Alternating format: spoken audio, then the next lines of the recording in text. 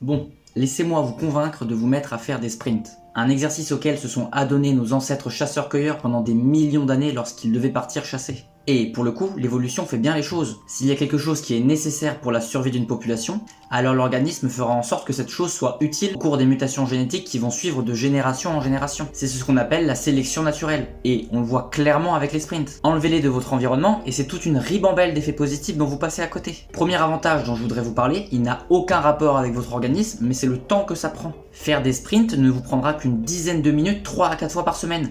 C'est bien moins long que tous les autres exercices de cardio basse ou moyenne intensité. Et les sprints remplacent tous les autres exercices de cardio. Si vous faites des sprints, il n'y a pas besoin de faire du cardio en plus. Vous aurez les mêmes effets bénéfiques sur votre santé, voire même meilleurs qu'en faisant 3 ou 4 heures de cardio par semaine. C'est-à-dire diminution des risques de maladies cardiovasculaires, diminution de la pression artérielle, augmentation de la VO2 max. Faire des sprints ne va pas seulement vous faire gagner du temps sur le court terme. Ça a plein d'autres bienfaits qui ne sont pas ou très peu observés lors du cardio moyenne ou basse intensité. Adaptation positive d'hormones comme l'hormone de croissance, la testostérone ou l'œstrogène si vous êtes une femme et de la dopamine. Qui dit adaptation positive dit augmentation de celle-ci. Ces observations sont beaucoup moins importantes lorsque l'on fait du cardio basse ou moyenne intensité pendant une longue durée car être en système nerveux sympathique, le système combat ou fuite du corps, ne fait qu'augmenter la réponse stressante de votre organisme et donc de votre cortisol. Et comme le cortisol bloque la production de toutes les hormones qui servent à la réparation, la croissance et la détente du corps, vous récupérez moins vite, vous inhibez votre croissance et vous êtes tout le temps crevé. Pensez aux chasseurs-cueilleurs, on a la même génétique qu'eux et ils passaient leur journée à chercher des proies. Et quand ils devaient passer à l'action, ils couraient à vitesse maximale. C'est soit intensité 1, c'est-à-dire marche, soit intensité maximale. Et pas pendant trop longtemps. Quelques heures par semaine seulement en système nerveux sympathique, le système de combat du corps, permet la meilleure réponse adaptative. Dans tous les cas, ne dépassez pas 6 heures d'effort par semaine. Après, vous stressez votre organisme pour rien et vous diminuez les effets bénéfiques du sport. Personnellement, je dois être à peine à 3-4 heures d'effort par semaine. Par contre, c'est du all-in quand je fais de la muscu ou des sprints. Intensité maximale. Je m'amuse pas à perdre mon temps à faire de l'intensité moyenne. Je me suis assez dispersé. Revenons aux sprints.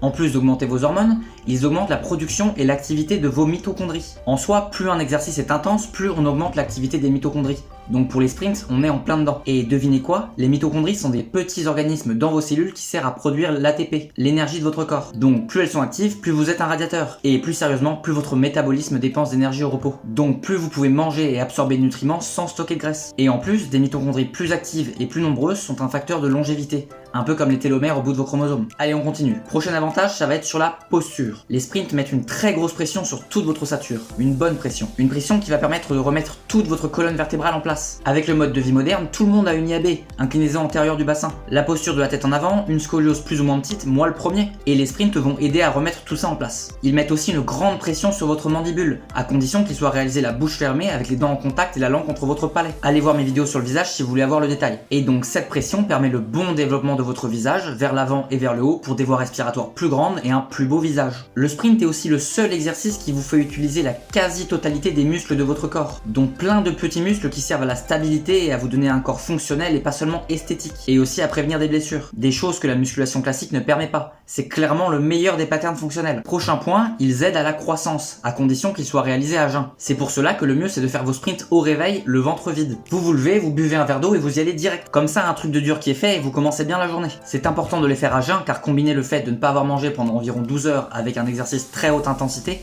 va vous faire avoir un pic énorme d'hormones de croissance. Et ensuite, quand vous mangerez après, grosse sécrétion de facteurs de croissance d'insuline 1, l'hormone qui sert à remodeler vos os. Et n'ayez pas peur de courir le ventre vide, vous n'allez pas faire une hypoglycémie. Le corps a des mécanismes pour réguler sa glycémie quand tout le glycogène est épuisé, notamment avec les corps cétoniques, un carburant issu de la graisse. On a vu tous les bienfaits des sprints, du moins les plus importants, mais je voudrais encore insister sur 2 points. Le premier, tout le monde peut faire des sprints, peu importe votre âge. Que vous ayez 5 ans ou 70 ans, vous pouvez. Bien sûr, si vous avez plus de 40 ans, que vous êtes en surpoids et que vous n'êtes pas habitué à faire du sport, commencez doucement. Parce que si votre corps n'est pas habitué à faire du sport, oui, vous pourriez vous blesser. Mais pour quelqu'un qui est en bonne santé, c'est-à-dire qui dort bien et qui mange correctement, vous allez pas vous blesser. Personnellement, je m'échauffe même pas, je fais direct intensité maximale dès que j'arrive. Après ça, faites-le au feeling. Deuxième point, concentrez-vous sur la technique.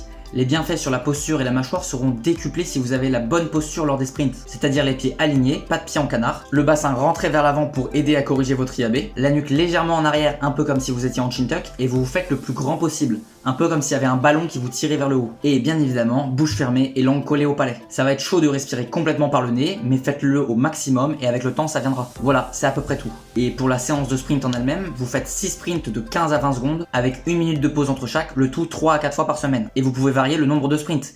Si vous venez de commencer ou que vous trouvez ça dur, vous pouvez descendre à 3. Et vous pouvez monter jusqu'à 10 si vous êtes vraiment chaud. Même si bon 6 suffisent amplement pour observer les résultats désirés. Allez, je vais voir plus de gens faire des sprints. Parce que là, dans toute la France, on doit pas être beaucoup à en faire.